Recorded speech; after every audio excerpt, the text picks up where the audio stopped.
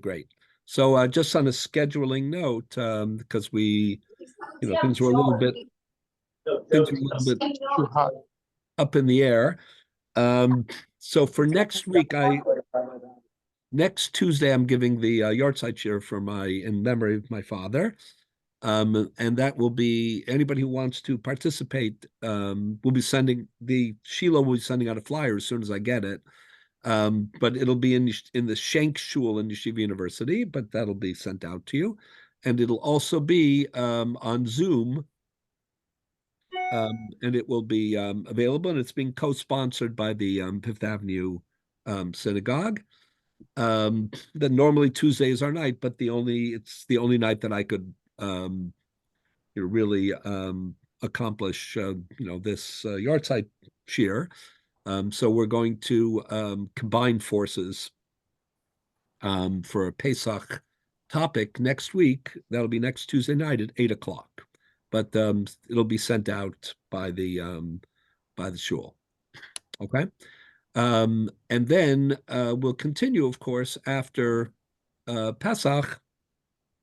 We'll continue with our regular shir on Yevamos on Tuesday night. So this is our last shir, our last Yevamos shir. Again, next week you'll join me on the Zoom, or those of you who are interested in coming live, we'd love to see you. And I believe that the plan is, Jacob, that we'll try to have before Shavuos, we'll have a live class in the synagogue. We'll try to figure out the exact date. Okay, so for tonight, what I'd like to do is discuss the Tosas at the very beginning of the Masechta, but I'm going to bring us up to date. Meanwhile, this is the Tosas on Beis Amud Aleph. Last thing that we did was a Tosas on Yud Amud Aleph. We're going back and forth a little bit. And you'll see the connection in just a moment. So in the Mar Makomos, this would be, just one second. No, this is the wrong ones. Yes.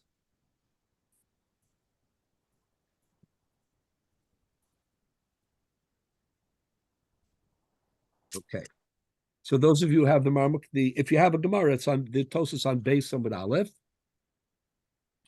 And if you have the sheets, it is on page 2. Okay, everybody has page 2? Okay, good. So getting back to what we have been discussing the last number of weeks, we've been discussing 4 or 5 different cases. There's a common denominator to the cases. So the Mishnah says that there are 15 women who are excluded from Yibum and Chalitza, meaning if one of these women is one of the wives of the brother who died without leaving children, triggering the obligation of Yibum. So since the relationship with the Yavam would be a prohibited one, because we're dealing with a relationship which is prohibited according to the halacha. Let's say a person's daughter, right, married his brother, meaning an uncle married his niece. So the point is that if the brother, the uncle, died, so then there would be a Yibum situation. Let's say Ruvain and Shimon, right? So Ruvain married Shimon's daughter, and Ruvain dies without leaving children. So now Shimon, is a candidate for Yibum, but the woman that he would have to, do Yibum with is his daughter. So that obviously is not, acceptable. So that's one of the 15 women. So there are 15 examples of this. And what we've been discussing the last few days, the last topic was Eishes Ish. What if the candidate for Yibum was somebody who was married? And that's, we explained that seems like a very peculiar case, because typically a case of Yibum is with someone who is a widow. She lost her husband. So what does it mean that she's an Eishes Ish? So we explained, we're talking about a case where the divorce was on condition. And it's a case where Abraham married Sarah and he divorced her on condition that she never marry Shimon, and then she goes ahead with this divorce and she marries Ruvain, Shimon's brother, and then Ruvain dies, and now she's a candidate for Yibum with Shimon, who she cannot marry. That's the case of Eshes Ish. So we've been discussing all these cases because we've been interested to try to isolate two factors. One is the question whether the relationship that we are testing in Yibum is a legal relationship or an illegal or illicit relationship. And the 15 ervas of the Mishnah are all cases of an illicit relationship, meaning these are people that you're not allowed to have a marital relationship with: a daughter, the wife of a sister, a stepmother, a mother-in-law, etc. There are 15 of these cases. That's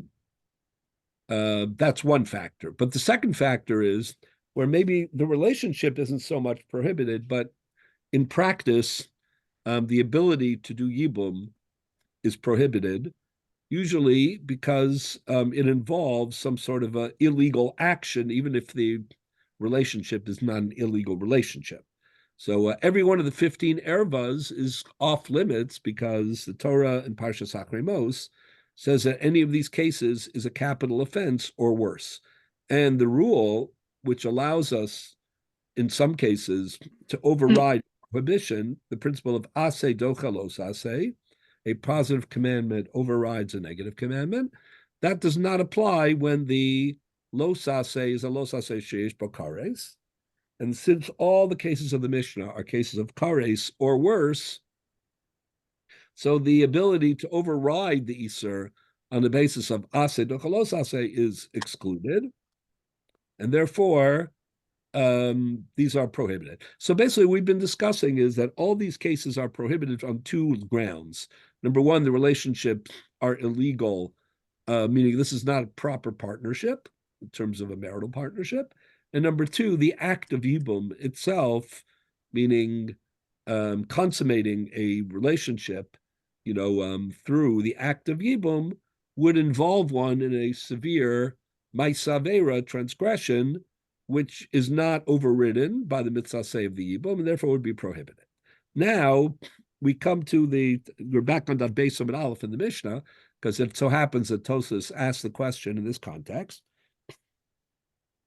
So Tosas wants to know what happens if the woman is in a state of nida, ritual impurity, at the time when her husband dies. Right? So with a little bit of background, when a woman is, in a state of menstrual, flow or impurity, that's called nida. So then, those are the principles of tahara samashpacha, meaning she's prohibited. They are prohibited from physical relationship during that period of time. And of course, after she is roa dam, after she, has the experience of this kind of a menstrual bleeding. So then there are the Yemei Tahara, and then ultimately, she is able to go to the mikvah, and she becomes tahora lebala, and this obviously is a medical and halachic reality throughout the period of the marriage, until such time when other factors determine that this is no longer, occurring. So that's the principle of nida. Now, nida, meaning the prohibition, for them to live together, to have a physical relationship during the period where she is in a state of nida, that is prohibited on the level of kares also, meaning that is a very severe prohibition. And it's even mentioned in Parshas Achremos. In the ervas of Achremos, if you look very carefully, I'll just give you a sense of it. We're getting closer to Parshas Achremos, but we're not there yet in Vayikra. But the Torah in Perek Yud Ches of Vayikra says, "Vaydaber Hashem Moshe Lemar."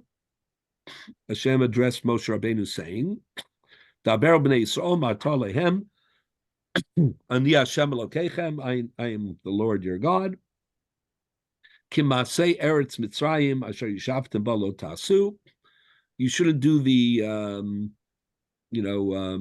immoral things that the Mitzrayim did in Mitzrayim. The Yom Kippur laning. Yeah, exactly. This is Yom Kippur laning. Ukamasei Eretz Canaan, and the behavior of the native people in Eretz Canaan, in Eretz Yisrael, Ashani Mevi Eschem Shama, also lo sasu, do not engage in that behavior either. Uvechukosehem, lo says the very famous pasuk. I mean, you should distance yourself. You shouldn't go in the path of the immoral nations that we're speaking of. Instead, as mishpatai tasu, you should follow my laws. As kukosai tishmru alachas bahem, you should follow the path of the chukim, of the laws that I provide for you. Ani Hashem Elokeichem. Mishmartem es kukosai mishpatai asher yaseh asam ha'adam b'chai bahem. Ani Hashem, etc. Then this leads into a whole list of arayos. So it's ish el kol she'er b'saro. A man should not lo tikravu legalos erva. You shouldn't have a relationship, physical relationship with someone who's a close relative, ani Hashem.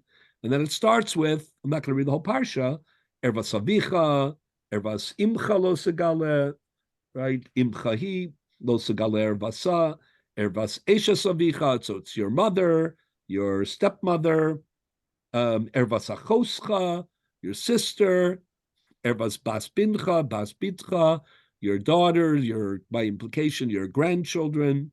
Lo tegale ervasan ki ervasa hi heina, ervas bas eshes avicha, right? Your father, your stepsister, or your father's stepdaughter, ervas achos avicha, the sister of your father, your aunt. There's a whole list of relatives that are considered to be prohibited relationships. And it goes on and on. I'm not going to read all of it. One of them, by the way, of course, is ervas achi, ervas achicha, which is, I'm sorry, eshes achicha, which is ervas eshes achicha lo tegale, ervas achicha he, the wife of your brother. That, of course, is the main focal point of Yibum.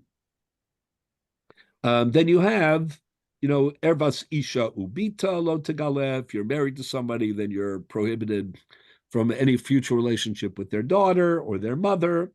Isha alachosa lo tikach, and so on. And then you have finally, vel isha benidas tumasa. This is on pasuk yud tes, actually right after achos ishto. So it's pasuk yud ches is isha elachosa lo tikach. A woman and her sister, you can't have, a relationship with both of them. Litzror, that's the pasuk that we've been using all throughout the year on Daf Gimel Amid Beis. That's the pasuk that the Gemara quotes to exclude Tzara Serva, the word Tzror. Legalos ervasa aleha b'chayaha. As long as the sister that you're married to is alive, even after divorce, you're not allowed to marry her sister. And the next pasuk Yud Tes, is vel isha bin nidas tumasa, and a woman in a state of nida, lo sikrav, you shouldn't draw close to her, legalos ervasa, which means to have a physical relationship with her while she is a nida. And after that comes el eshas amischa, the wife of your friend, meaning an eshes ish, a woman who's married, lo sitein shchavtecha lezara letama va.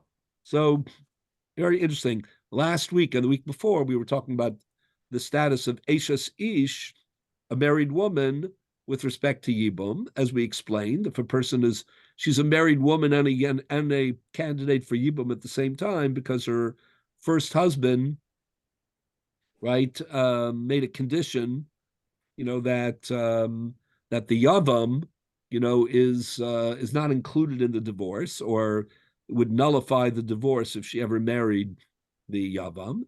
So that's the case of Eshes Ish. But the case right before it in the Torah is a case of Nida. So Nida is on the Parsha of Arayos. It appears in the the list of ervas, and it's perfectly clear that the violation or the transgression is a capital offense, misa of kares. So the question is, what would happen if the woman, when her husband died and left no children, if at that time she was in a state of nida? Doesn't it appear at first glance that the question is out of order on two counts? Number one, the Talmud many times differentiates Nida from other Arabas because of its temporary state. And number two, where does it say that the Yibum has to occur instantly upon the death of it?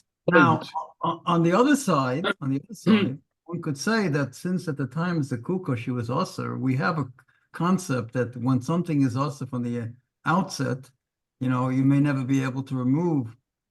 So I don't know whether that's what Tosis is balancing. Yeah, so that is exactly what it is. So maybe we'll do one more. That's a great, your points are both well taken. We're going to see that the Rishonim discuss exactly these points. So you're really on target, 100%. If you turn for a moment, just for 1 minute, I'm trying to find the best example of this. Look at the Mishnah on Lamed Amud Aleph for a minute.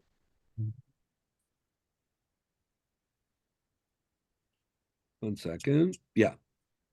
If you look at the Mishnah on Lamed Amud Aleph, so that's where there's a principle in Yibum called Nasra. And it's very important to know this principle. The principle of Nasra is exactly what you just said, a minute ago, which is the moment that the Yibum is initiated, which is the moment that the husband dies. At that moment, all things being equal, there has to be a potential to fulfill the Zika. And if for some reason she's disqualified at that moment, that's called Nasra Sha'achas, that she is prohibited, at the beginning of the process, and Nasra Sha'achas is doomed, basically. That's what it seems. So look for just for a minute. Even if it's not a permanent Nasra? What? Even if it's not a permanent Nasra? So that's the question. That's the wild card. Even if it's not permanent, but not, we'll see in a moment, but not permanent has levels. It's even more than not permanent. Right. It is in the case of Nida, it's temporary, not just not permanent, because it's omed lishtanos, right? So that's the question. So look at the Mishnah here for a minute. Is there a limit the other way around? If when she's marrying her brother-in-law, but she's not a Nida yet, then of course they have to wait all the halachas of Nida. Right. But can she marry him while she's a Nida, or does she have to wait until she's not allowed to, since Yibum, we'll discuss this, but let me just say the following, because it's a good question. Yibum, unlike regular marriage, right, involves, Minat Torah, according to Beis Hillel, we paskin involves a physical relationship. And if she's a Nida, then, at least l'chatchila, he's not allowed to have a physical encounter with her while she's a Nida. Unlike, for example, the question is, what happens if a woman is a Nida when she gets married? That's what happens all the time. We allow the Kedushin to be chal. For sure. So the answer is Kiddushin is certainly effective in a Nida. It's the exception of Chayve Krisus. If you recall, we actually saw this if you look here, just turn for 1 minute, then I'll go back to Lamed, but you're all asking very good questions. On Mem Tes Amud Aleph. Mem Tes Amud Aleph. Yeah, we saw this when we talked about Rabbi Akiva and Chayve Lavin. So on Mem Tes Amud Aleph 49a, the last line of the Gemara says, Amra Baya, Hakol Modim. Everybody have that? Yeah, Anybody who's that's looking? line. That's line. The last line on Mem Tes Amud Aleph 49a. Right next to the little Aleph. So it says, yeah, Amra Baya, Hakol Modim. Everybody agrees. Bibal Anida, right? The Al Hasota, She'ena Vlad Mamzer. Remember, we were talking about Rabbi Akiva. So everybody agrees that if a person illegally, meaning he's not supposed to have a physical relationship when she's in a state of nida, but let's say he goes ahead and he does it anyway, he deserves to be punished. They incur punishment. But is the child that is produced a mamzer? They're married, or at least they're not whatever. So the Abaya said, in the case of nida, it's different. It's There's no not an mamzer. adulterous relationship or a incestuous relationship. And so typically, if there's no tfisas, if there's chaybe krisus, mostly, like let's say that a man would have a child with his wife's sister, that would be mamzerus, because that's a chaybe krisus, and there's no tfisas kiddushin, and it's Because it fits, so to speak, in the incestuous category. what? Because it fits into the category of an incestuous. It does and it doesn't. That's the point. So what the Gemara is saying is she'ena vlad mamzer.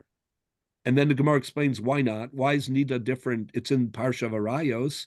It is Chayve Krisos. The answer is the Hatafsi Ba Kiddushin.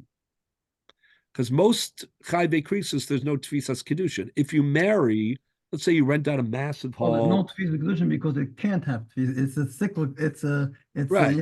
So let's say you rent out the hall, you get the best rabbi, that money can buy or whatever, and but you want to marry your sister-in-law, and her sister who you were married to previously is still alive. The answer is that it's that there's no tfisas kiddushin. You could say you could hire the biggest band and you could do whatever you want, but there's no tfisas because it's kaive krisas. However, nida. That's it. By the way, it happens most today medically. Most people want to avoid a chuppah nida because for obvious reasons. It's it puts a little bit of it's a little bit of a challenge because they're not allowed to live together in a state of nida.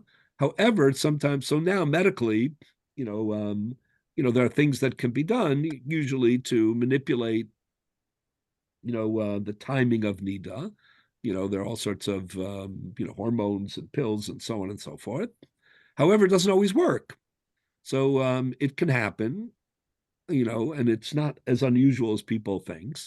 The people, they book a hall and they think that their timing is good. And then it happens that the woman is a nida. So, of course, the Kiddushin is chal. You go ahead with the wedding. There are arrangements that have to be made, to properly, manage that. And people, the chassan and the kala have to have a bit of a, good attitude and a little bit of a sense of humor because, gamze yavor, but it happens all the time. So the point is that nida, on the one hand, is in the parsha of Erva. There's chayve krisos. At the same time, there's no mamzerus and there's tvisas kiddushin. And therefore, nida is a very tricky, even before we get to anything else, there seems to be a massive argument among the Rishonim. And we're not going to be able to do this tonight because we don't have so much time, but when we discuss this after Pesach, when we pick up with it, then I will, document this further. But some of the Rishonim here on this Tosis that we're about to discuss basically suggest that nida is not really a complete erva because there is tfisas kedushin and there's no mamzerus, and it's a temporary state, and it's not a kurva. It's not about an illicit. It's not an illicit, act because the people are incestuous because they're too. There's nothing inherently wrong with the relationship, is what you're saying. Exactly. It's every relationship, and it's biology. It is what it is. And, the Torah has its rules, which everybody needs to respect. But in the end of the day, as you said, it's not about the relationship. It's about, so there are about Bali Tosos and the Rosh and others, Rabbi Tam, who seem to say that Nida, even though it's in the Parsha of Erva, isn't really an Erva. On the other hand, the Rambam, I'll try to document this later, but all over his writings, in Hilchos Yisur Bia, in Hilchos Yisur Mizbeach, in Hilchos Ishus, in Hilchos Yibum, the Rambam, all over his writings, whenever he mentions Nida and the exceptions, to certain dinim, like no mamzeros, yes, tfisas kedushin, he'll always say, afal pi she'ervahi, even though it's an erva, but probably the truth lies, the best explanation, the best perspective lies in between, meaning she's not a gavra erva, but the act of the physical, the physical act of Maisabia is a Maisa erva, meaning a sister-in-law, a mother-in-law, a sister. These are the people are ervas. What's the practical difference if you call it an erva or you call it? Well, this is the point. Tvisas Kiddushin, Mamzerus. But the Rambam also holds that there is Tvisas Kiddushin. Right. So we'll see. We'll get to it. Anyway, before I get to that, so Nida is a very tricky situation because on the one hand, it's in the Parsha, there is Krisos, but at the same time, there's no Mamzerus, there is Tvisas Kiddushin, and therefore, and there's a debate whether it's an erva but, or it's not an erva, or it's an erva in one respect and not an erva in another respect. But if you look at I want to go back to Lamed Amud Aleph for a minute to establish this principle of Nesra. So look at the middle Mishnah on Lamed Amud Aleph. Okay, so the Mishnah says as follows: Shlosha Achin, our three brothers. We'll call them Reuven, Shimon, and Levi. Shnayim mehem nesuim shtei achios. Two of the brothers married two sisters. Okay, so Reuven and Shimon are married to Rachel and Leah, and Levi's married to Shprinza. A third, not related. Two brothers married two sisters, and a third brother. They say Nochis. I was wondering when I was looking at the Mishnah. Yeah. A woman who is not Jewish. So what? So Nochris here means a strange, not related. A stranger, not a sister. Okay. It's a relative, not one of your relatives, but it's a relative Nochris. Okay. So it's Shlosha Achim, Reuven, Shimon, and Levi. Shnayim hem nesuim shtei achios. Reuven and Shimon are married to Rachel and Leah. Right, and Levi's married to Shprinza. The Echad Nasui Nachris. That means Levi is not married to a sister of the other brothers' wives. Oh. So what happened? Meis Echad Mibale Achios. So one of the brothers who married sisters, let's say Reuven, right? He dies. Vikines Nasui Nachris, and then Levi, who's not married to one of the sisters, he, right, Esishto, he does Yibum with Rachel. Reuven married Rachel, right? Shimon married Leah. Levi's married to Shprinza, right? Reuven dies, leaving Rachel. Shimon cannot be Miyabim her because she, is the sister of his wife. He's married to Leah. So the only person who can be Miyabim her is Levi. So Levi is Miyabim Rachel. And then, of course, so that's what happens. The Kines Nasui Nachris Esishto. Right? And then after that, Mesa Ishto Sholsheni, never a dull moment with this family. Right? So then what happens? Shimon's wife Leah dies. Now, if she had died earlier, right? If she had died before Ruvain died, then he could have been Miyabim Rachel. Yeah. Because even though she was married to, I'm sorry, even though she was the sister Only b'chayahu. of his wife, it's only b'chayahu. Right? The achakach meis nasi nachris. Like never I say, this family is getting it all sides. Then Levi dies. And once Levi dies, what happens? Levi has two wives now, Sprinza and Rachel. Rachel used to married to brother Ruvain.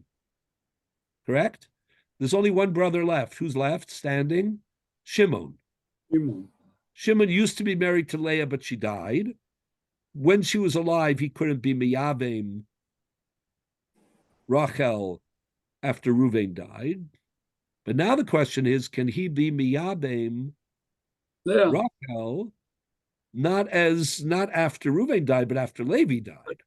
This really isn't a parallel case because we can treat this as two separate incidents. So that's part of the question. So let's see. That's a great point. You're on top of it. Anyway, the Mishnah says, nonetheless, even though you're going to make an important distinction, Kol Shekain, look at this.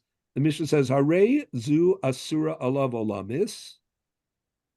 Shimon can never do Yibum with Rachel, who used to be the not only Ruvain's wife, his brother's wife, but also his wife's sister, right? Even though Leah,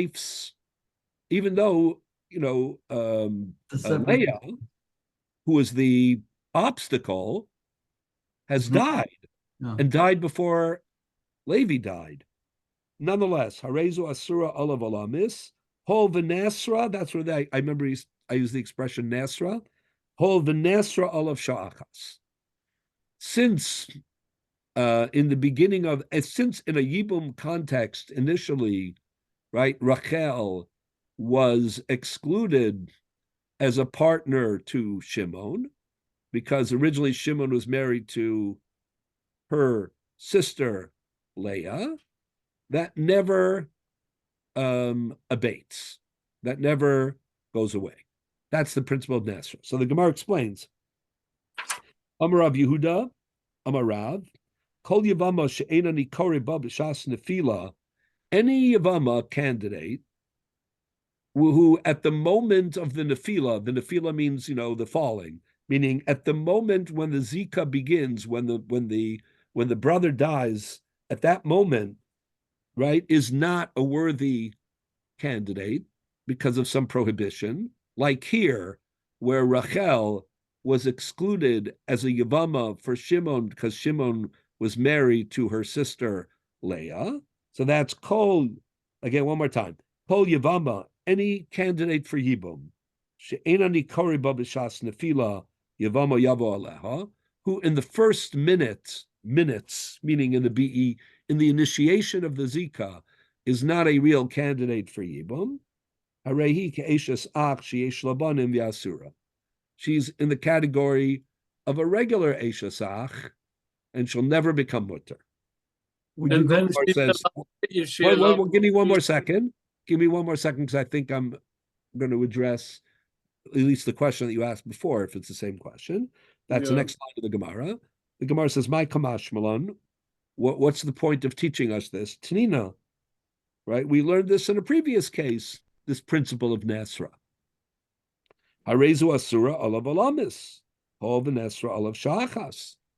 Says the Gemara, the chiddush of this case in the Mishnah is that you might have thought, Ma'u desema, hani mili heched lo ichse la benefila rishona, awal heched di'echazia la benefila rishona, ema tishtari, kamash malan. Anyways, I don't want to go into detail, but what the Gemara is saying is that even though now we're talking about her status, meaning Rachel as a Yavama candidate, not because of Ruvain, but because of Levi. And by the time Levi dies, Shimon is no longer married to Rachel's sister, Leah. So you might have thought that the principle of Nesra wouldn't apply here. Hamash Malon, that it does.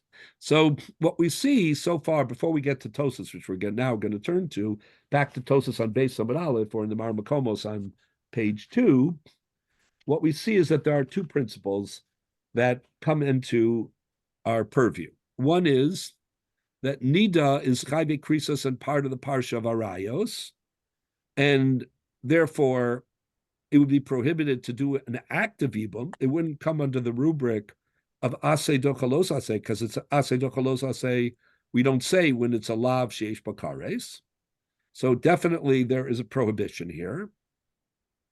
Moreover, a Nida is an Erva, at least according to the Parsha in Achrei Mos, and again in Kedoshim. At the same time, but if the situation is only temporary, meaning, she's a Nida now, at the Shas Nefila, we'll call it, the beginning of the Zika, but she'll become Tahora, she'll go to the mikvah, and there won't be any problem. So at that point, shouldn't she be Yibum material? So the question is, based on the precedent of Daf Lamed, Omid Aleph, in those cases, maybe this comes under the rubric of Nesra. Just like we see that when, a sister is involved, we apply Nesra forever, and it doesn't get remedied even when the married sister dies. Even though had it started that way, it would have been fine, right? What about other obstacles at the moment of the beginning of the Zika?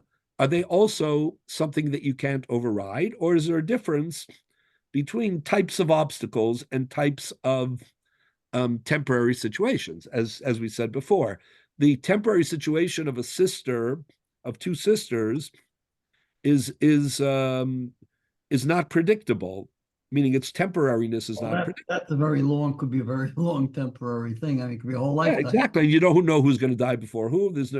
Everybody's b'cheskas chai, Baruch Hashem. They should all have a long and joyous longevity.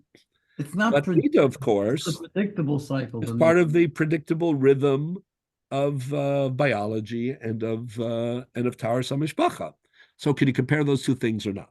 So this is what Tosas discusses. We've spoken a lot about the abstract part of it. Let's look at now at the Tosas inside. So this is the bottom Tosas on Beis Samad Aleph, or again, if you're looking at the Mar Makomos that we sent out, it's Tosas Masachet Yevamos, Beis Samad Aleph Dibra Masel V'Achos Ishto on page 2, and it reads as follows: V'Achos Ishto, Tosas says, Ein lahakshos. Don't think that this is a problem. Don't ask the following question.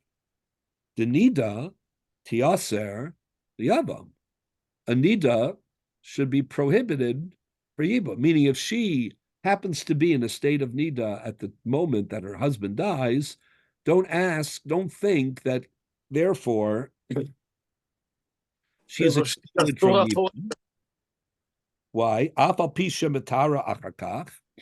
Even though we predict that it's just a matter of time and process, and she will become tahora and permissible. Kimo achos ishto, because maybe it's exactly like a wife's sister, meaning the cases that we just read, she'ein misyab bemes, where there's no yibum ever. Afilu mesa ishto achar.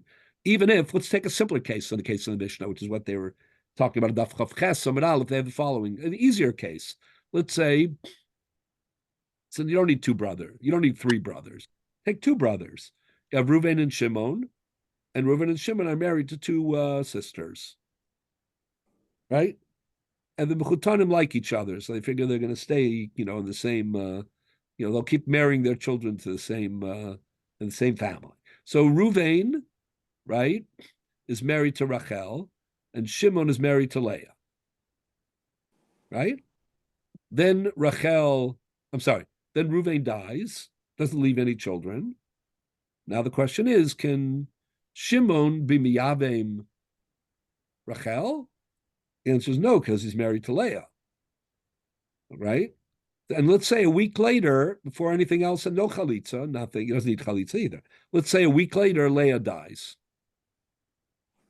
Now, once Leah dies, Rachel is no longer prohibited to marry or to be in a relationship with Shimon, right? If Leah had died before Reuven died, again, it's the same case. Reuven and Shimon are brothers. They marry sisters Rachel and Leah, right? So it's two brothers married two sisters. Let's say Leah, the wife of Shimon, dies, and then Reuven dies. Is it a problem for Shimon to be miyabem Reuven's wife, the sister of his deceased wife, namely Rachel? No, not at all, because there's no impediment from the first moment. But if the timing is off, namely, if Reuven dies and then Leah dies, meaning Reuven, brother number one, dies and leaves Rachel a Yavama, and she's a sister of Shimon's wife, Leah. So if Leah dies 10 minutes after Reuven, then we apply the principle of Nasra, meaning now everything is fine, but it wasn't fine. Everything depends on the beginning of the Zika. So Tosas is saying, don't think to ask a parallel situation with another Ereva, namely Nida, where at the moment of the beginning of the Zika, he couldn't consummate the Yibum because it's an Isser Kares. So maybe you should say that she's off limits for good. Says Tosas, Delo Dami, it's not comparable. Why? The Achos Isha, if we're talking about Nasra in a case of an erva that is a relationship, a kurva, like a sister-in-law, double sister-in-law, meaning she's the wife of my brother, but she's also the sister of my wife, the Shara Rayos, or Bito, or something like that. Well, Bito there's no rectification for it, but let's say whatever. Ha'isar omed alayavam tvei mishar b'nei adam. That's a relationship problem, and that's why there's a problem for this woman to be connected to this man more than any other person. Meaning, this Rachel, who is married to Shimon's brother Reuven, she's not prohibited from marrying, other men as long as she's not in a state of Zika, right? She only can't marry Shimon because it's too incestuous. It's too much of she's too closely related to him by virtue of the fact that, he was married to her sister. But in the case of Al-Nida, L'kula Alma Asira, a woman is a Nida is in a state of Tuma, and she is off limits in terms of a physical relationship by virtue of being Nida to everybody. It's interesting. Tosa's taking the opposite approach that we spoke about beforehand. He's actually making Nida as if it's a broader Isser. No, not really. I mean, he's emphasizing that by what he's saying is that Nida has nothing to do with the Yavam. It's has nothing to do. What Tosas is saying is the only issue that's an erva that excludes Yibum and Chalitza and that is Poter Tzara is when the relationship is illicit. There's nothing about the relationship here because it's not to him. On the other hand, he's saying that there is a relationship problem, but it applies to everybody. No one can. No, what he's saying is if it applies to everybody, it applies to nobody. It's just about the state of her. No, because before we spoke about what the Talmud speaks about certain times, and that since it's temporary, we treat it as a different kind. Yeah, so that's another point. We'll get to that in a second. These are two different. Would seem to make it lighter than the other Isurim. And this one. Well, this is also making it lighter in the sense that it's not personal. It's not about a relationship. It's about a subjective prohibition for her to be in. What? But no, Rabbi, Nida is a temporary thing, whilst all the other situations of the women is That's a second point. Yeah, so we'll get to that in a second as well. There are two different points. The first answer Tosas gives is that the prohibitions of the Mishnah are all incestuous. They're all kurva. They're all about the specific relationship. Nida has nothing to do with the relationship. It just has to do with the physical state of the woman that, of course, is also temporary, but is, it's just an objective. It's universal. Yeah. It's nothing to, it's not personal at all. And the exclusion of Yibum and Chalitza and the P'tur Tzara all requires a personal flaw. This is not a personal flaw. This is just a physiological or spiritual, reality. Okay, that's number one. Let's continue. V'afilu b'nidasa, then Tosas goes further.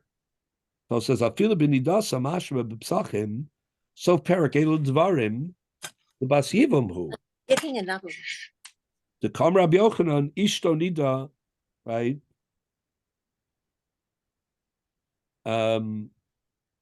Boal kayev, yevemto nida boal patur. This is a Gemara in Psachim, which we're not going to go into right now.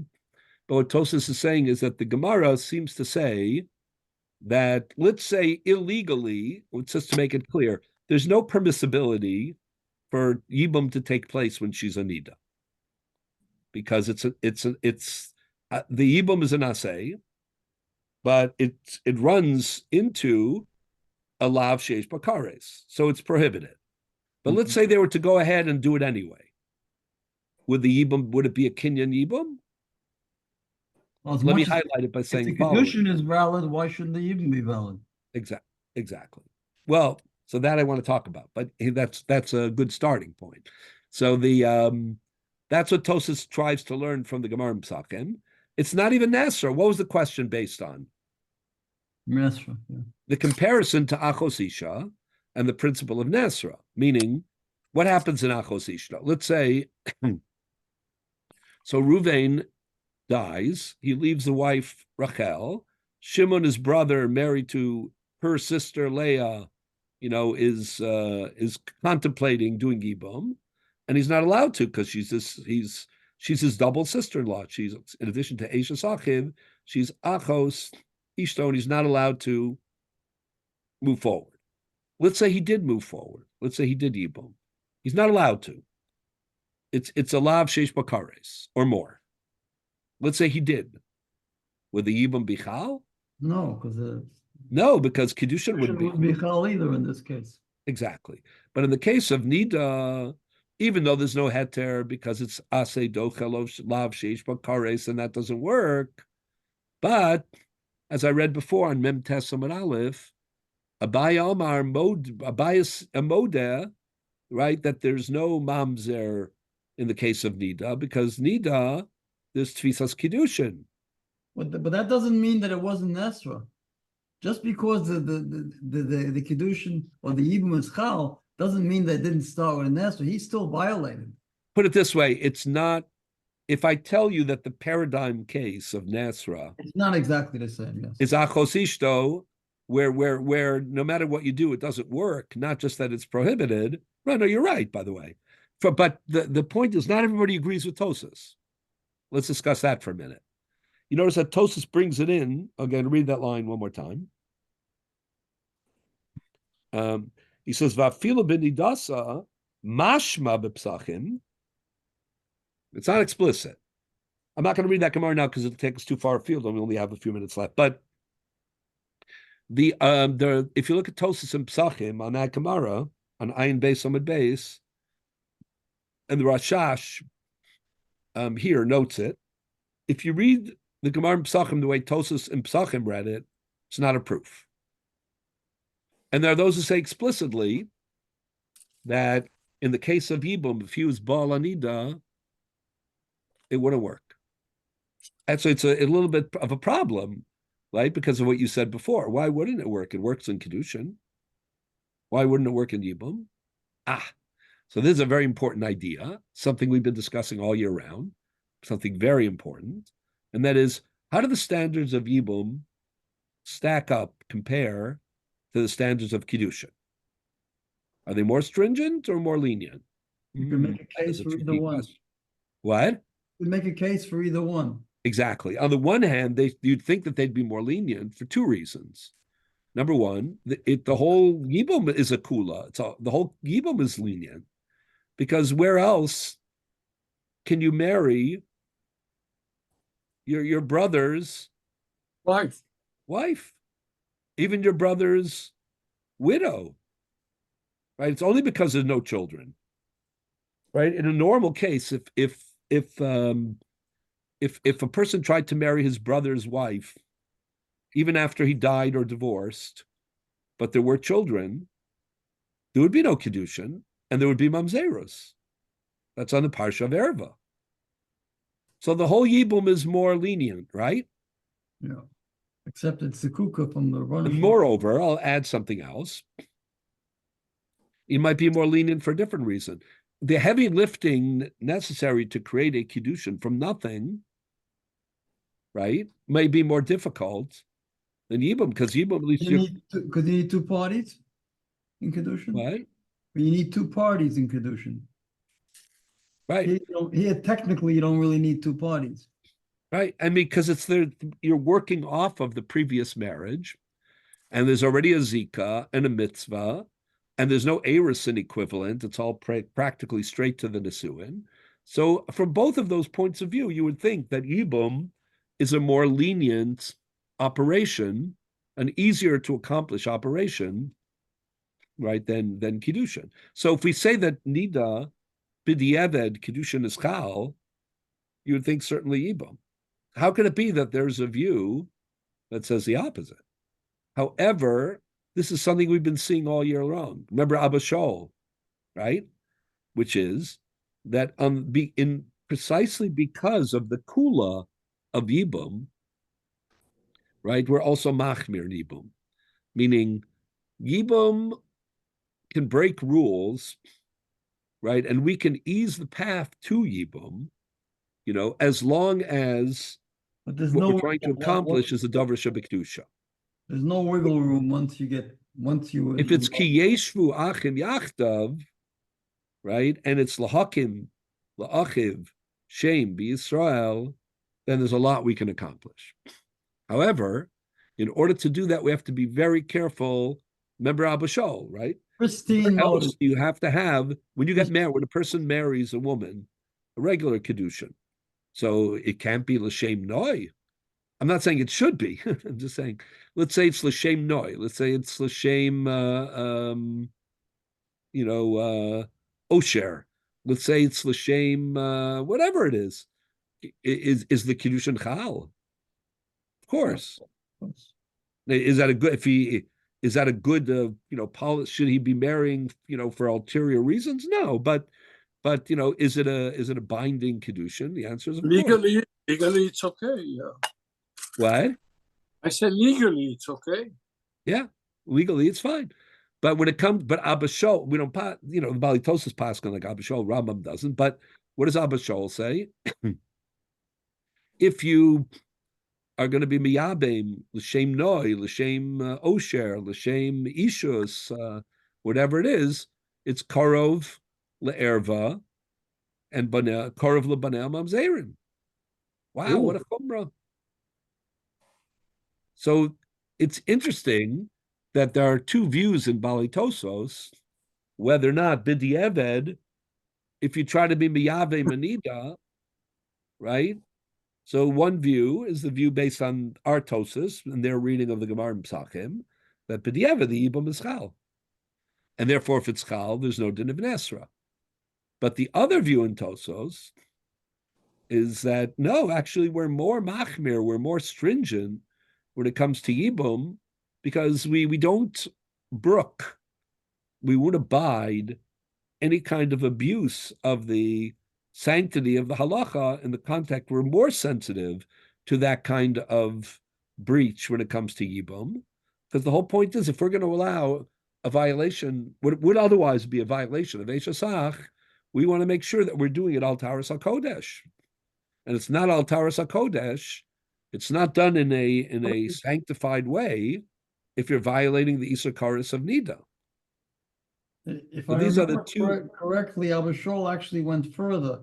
He took the position that in his generation it was impossible to have Yibum Or at least 100%, 100% I don't know about prestige. 100%, but what he was saying was it's very unlikely, and therefore it's not good But he said in policy. previous generations they were able to do it. Our Right. generation cannot. It's hard to know whether or not that's an accurate read, or it's a little bit of nostalgia. Like we always the Amalaga door, right? They're always better than we are. Sometimes they really are, you know. But it doesn't really matter, frankly. It's the perception. It's what he thought and his legal view, really, that's the most important. Anyway, let's continue in the Tosas. So you see, it's a very fascinating Tosas. This Tosas is weighing is Nida, Nasra, or maybe Nasra applies only to Krovim, not to a violation that has nothing to do with the relationship, but has to do with the status, the physical status of the woman. B, is it true that it's certainly true that one is prohibited to do yibum in a state of nida? Is it true that in avar v'yibem that it wouldn't work? And if so, how does that stack up to kiddushin? Let's continue. So then Tosa says, v'od nira lechalek, another distinction. The achos isha, the paradigm that we're comparing it to in Nasra is, again, the double sister-in-law, meaning where the brother's wife is also the sister's, the wife's sister. So he said, "V'od nira l'chalik, the achos isha, apapisha mesa ishto achrechein, right? Shuvlo tizakek liyibum, kivin shenifter sha'achas, mishum shenamar drachel darchei noam, kenarminim b'yesh motaros."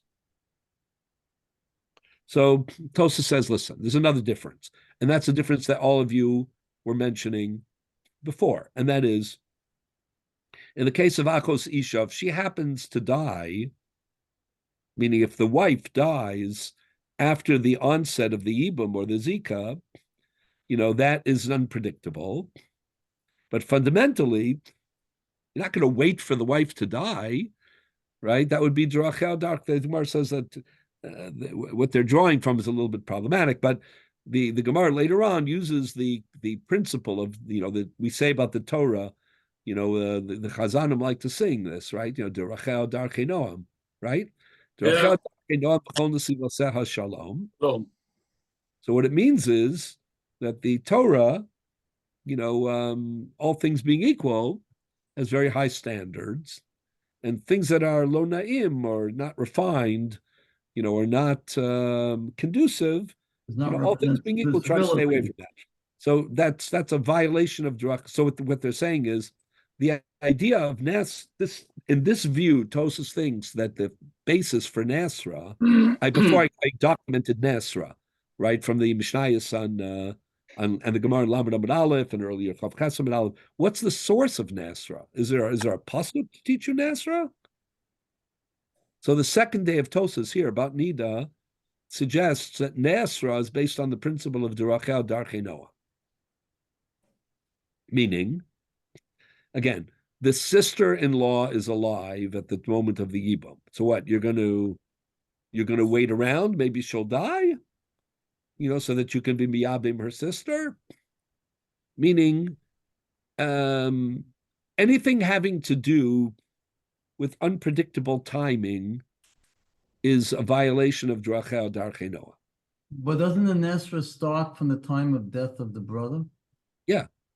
So it doesn't matter. The point is, if you wait, it's not going to help the situation. She was Nesra at the time of the. No. We're trying to explain not the content of Nasra, but the source and the reason behind Nasra.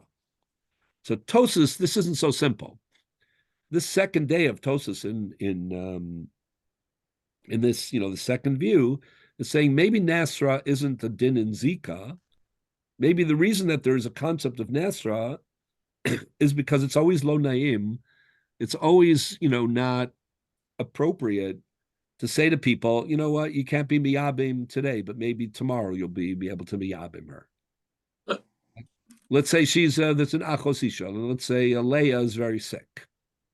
Leah, the wife of Shimon, is sick. Let's say Rachel is a Yibum candidate. Rachel, her sister, is a Yibum candidate because she was married to Reuven. So say, you know what? Right now we can't marry her. Maybe we'll see what happens over the weekend. We'll see what happens in a month. We'll see what happens in 6 months. It's Rachel Darchei Noam. It's ghoulish.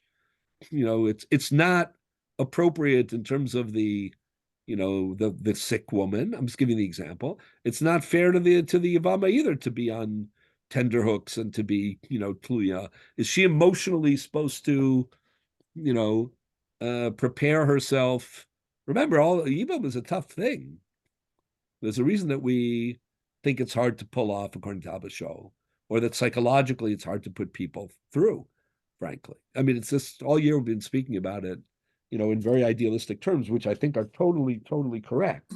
That doesn't make it easy to accomplish. You can imagine that psychologically it's, it's an enormous challenge, to be able to pull off Yibum, as a davar shebekdusha. So with the Torah, I'm sorry. So is chalitza too?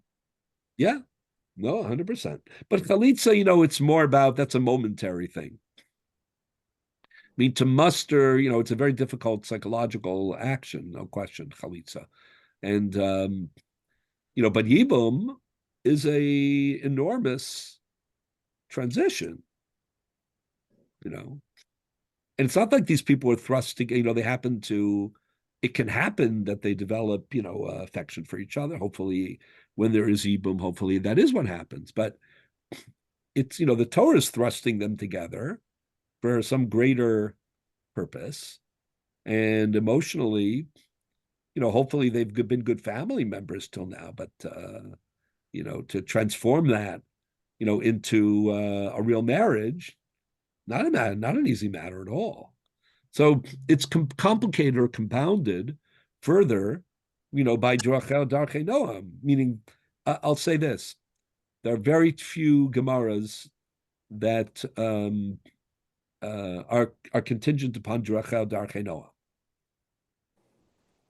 I'll say it this way, the liberal branch of Judaism, the Reform, the conservative, amplify Rachel Darchei Noam in ways that are not halachically valid.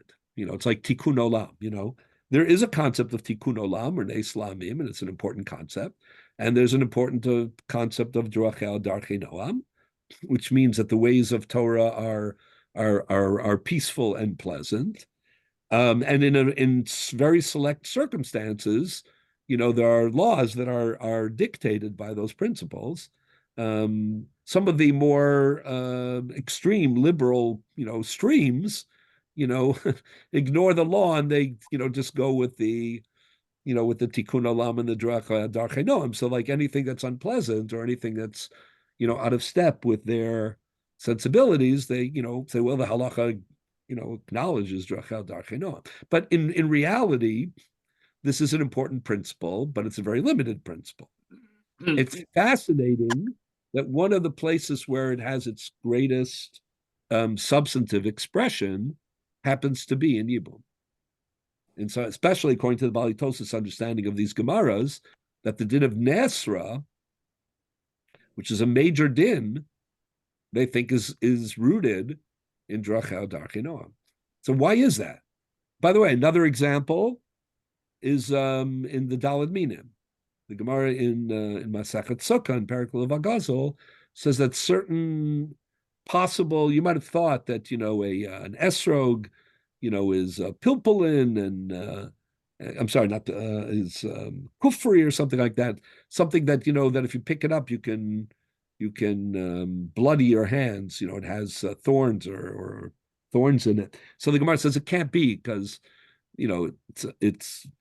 it's smachtem of Hashem Elokechem shivas yamim and Rachel Darchei Noam. There are very few Gemaras that apply this principle of drachah darkei noam. They're usually in instances where either there's an aesthetic element or a joy element, like the Daled Minim and Sukkah, or there's a height, in my opinion, or a heightened sensitivity to the sensibilities, like you're really pushing, and that I think is the example of Yibum. I don't think it's a coincidence that two of the Gemaras of Drachah darkei noam, and according to the Balitosis and others, they see it in Nasra and in other things as well. They expand Drachah darkei noam in Yibum. I don't think it's a coincidence that it applies particularly in this category because, the whole Yibum really is, on the one hand, very idealistic, Yesh Racham Yakdav. At the same time, very precarious because of Abba Shaul and because of the human challenging emotions involved.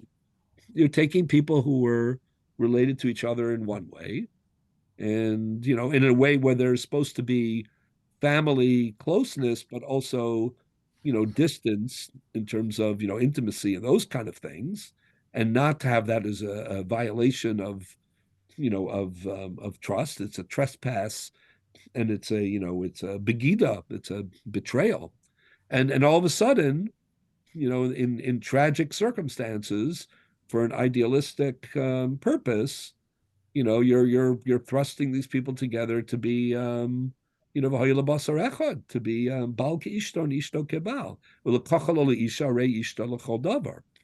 So it's not surprising to me. It's not a natural circumstance. That what?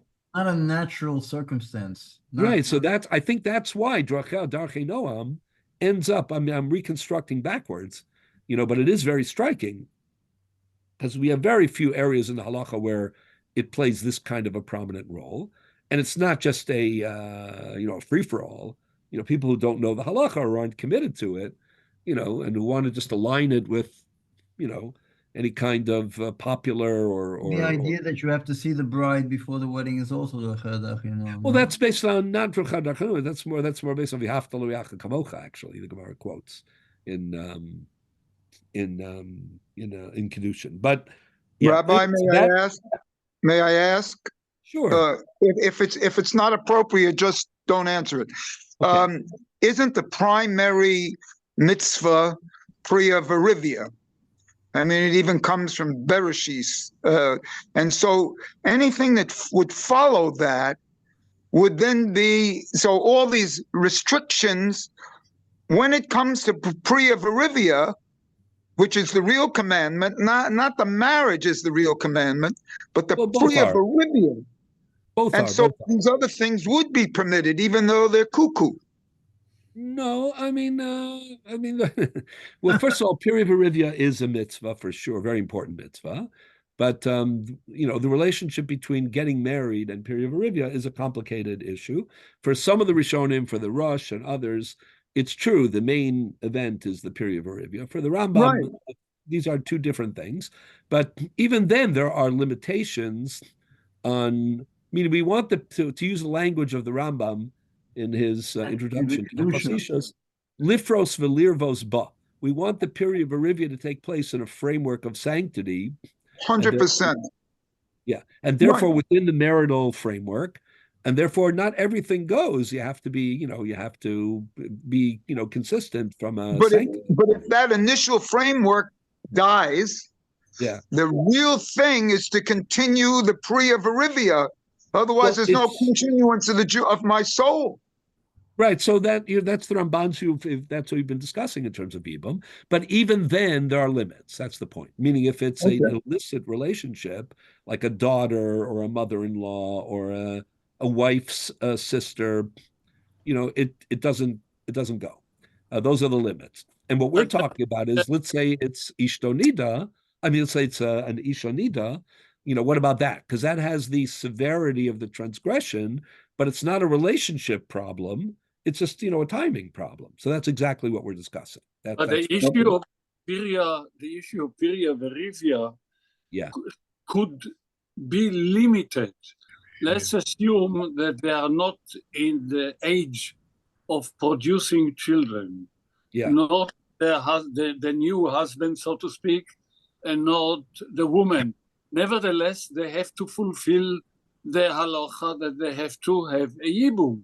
Well, the yibum doesn't apply if the right. So this is an interesting question, which I think we discussed earlier in the year. But if the if there's a medical reason aside from age, let's say, why they cannot bear children, either one, an islandess on her side, she's barren, or a saris, he doesn't have the ability to bear children. So then there's no yibum. But actually, age, is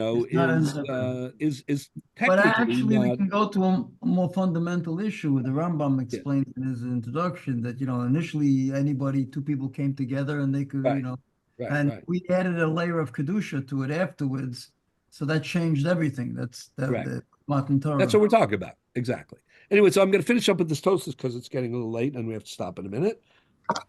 So what Tosas says is very fascinating, that the whole din of Nasra, this idea that you're not going to wait around and you're not going to, see if the issues resolve themselves, because psychologically you're playing, with people's lives and their sensitivities. So that's what Tosas says. Kivin sheniptera sha'achas mishum shenemer dorchei darchei noam kidam riyesh matar safilo hachi delo medachia mehai beisa legamri kigon sheish acham acherim asura lazeh, right? Shemesa ishto. Kol Yavama Sheni Kari Babashas Fili Yavama Yavaleha Are Kesha Sakshi Shabanam Vasura De Ainza Dar Chenoam Im Yeshla Lehizda Kek Lazesh and Iftara Himena. Meaning, if there's a serious obstacle, even if it resolves itself, but it wasn't predictable that it would resolve itself, you're going like it's an emotional roller coaster. And therefore, we don't wait. Everything depends on the first minute. We're not going to play yin and yang and all that. However, this is what all of you were saying before. Aval nida, it's like nida. You're going to wait a couple of weeks. What's the big deal? Even if she's married, if she was married and she was a nida, which happens, every month, they have to wait. So that wait is not a psychological, obstacle or a barrier. And it's omed lehishtanos. It's not like somebody's ill and everybody's waiting around to see, Nebuch, what's going to happen to them. So consequently, there is no din of Nasra. So basically, Tosafos says two things or three things about Nida. Number one, it's not a problem of the relationship. It's a problem it's just a technical, physical obstacle, and therefore there's no din Nasra. Number two, there's no din Nasra because b'diavad, even though it's illegal, if you were to go ahead, it would constitute a proper yibum. So that's not comparable to Nasra. And number three, if the problem of Nasra is a problem of darchei noam, which is a fascinating idea, that plays such a prominent role in yibum, then that certainly doesn't apply to Nida, because Nida, there's no problem of darchei noam. It's just part of the regular rhythm of physical relationships and life, namely that even in a normal marriage, in the most ideal marriage, you have these you have to manage taras hamishpacha. So therefore, that isn't a problem of Nasra, says Tosafos. And then they compare it to a katan, similar problem. We'll just finish up. The gabi katan l'kamam perik beishami to come a rabba b'lav achinami l'matzah samris mikin midi dahashta asura ubasar haki shari. They ask about a katan. Let's say at the time when the brother dies, there's a brother, but he's a katan. He's too young, right? So would you wait till he gets older? So I say, how could you wait? It's Nasra. Amarav hasamnami einza darchei noam im shichan lahamten ad sheyagdil. Aval mashim amtenes makamashi katan le'enaroi lebia v'shaper darchei noam.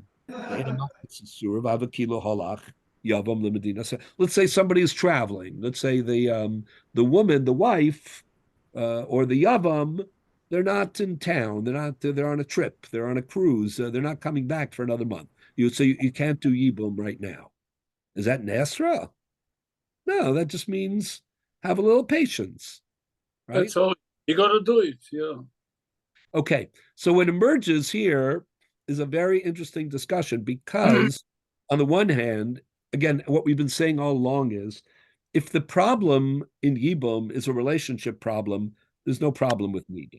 Nida is not a relationship problem. Nida is a practical problem.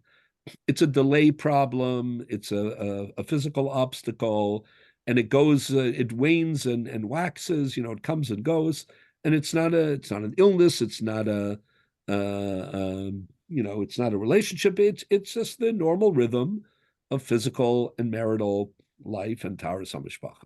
So that is not going to be a problem. However, if there is some rule that says Nasra, meaning that, we don't care why, what we care is that, namely, at the moment of the Misas Habal, that's when Yibum or Zika begins. And if there's a Iser Chares, which is not subject to the rule of Ase Docha, then you're stuck.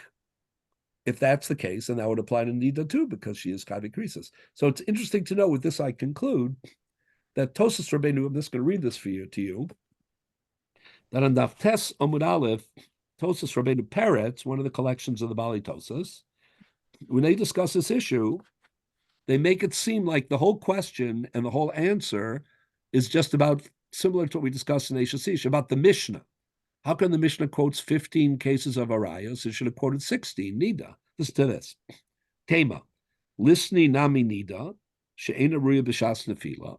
If she's a nida at the time of the beginning of the zika, meaning when the husband dies, she's a nida, so she should be excluded. Ulkamon berg dalad achim amarav kol yivama sheni kariba b'shas nefila yivama yavo ala rei ki'esh asich sheyesh labanim yasura. So the Rebbeinu Peretz's answer is Shlomar Einarotza l'shanos elamasha asar umutali alma v'nida asura l'kala olam v'gam nida asura l'kala achin ma she'ein kein sharayos. Rebbeinu Peretz doesn't give an answer why Nida is a perfect candidate for Yibum. He just gives an answer why it's not included in the Mishnah, implying that it's not in the Mishnah, but it's like the cases of the Mishnah, it's excluded for Yibum. Meaning, according to Tosas Rabbeinu Peretz, all the distinctions that we just spoke about, namely, this waxes and wanes, it's temporary. This is not the problem of Nesra, is a problem of Drachel Darchei Noam. There's no problem of Drachel Darchei Noam in Nida, because it's part of the regular, marital relationship. Or if he were to proceed even against the law, it would be effective. It would create a yibum, just like it creates a kiddushin. Rabbeinu Peretz thinks it's all wrong. Rabbeinu Peretz says the only thing that we can answer is why it isn't in the Mishnah. But actually, Nida is excluded from yibum, and it's even poter tzarasa, meaning the co-wife of a Nida would also be excluded since she's excluded. That's a very extreme view. That's not the mainstream view. But it really captures a certain perspective in the Bali Tosas, which is, we don't care about relationships. We care about the unobstructed opportunity to immediately carry out the mitzvah of Yibum. And if for technical reasons, even if they're only technical, we can't do that, then Yibum is not an option. Yibum, the conditions of Yibum have to be perfect. But the majority hold like the Bali Tosas and think that Nida is not a problem at all. Okay, I'm going to stop here. I'm just reminding everybody, next week we'll be on Zoom, but it'll be a shir on the theme of Pesach, but it'll also be shared with my students and others. This is a shir that I give every year on the yahrzeit of my, in memory of the yahrzeit of my father. So it will be, they'll be sending out the Zoom link. It'll be a different Zoom link, but the shul will send it out, and it'll be Tuesday evening at 8:00. And those who want to come in person are welcome. It's in Yeshiva University in the Shank Shul.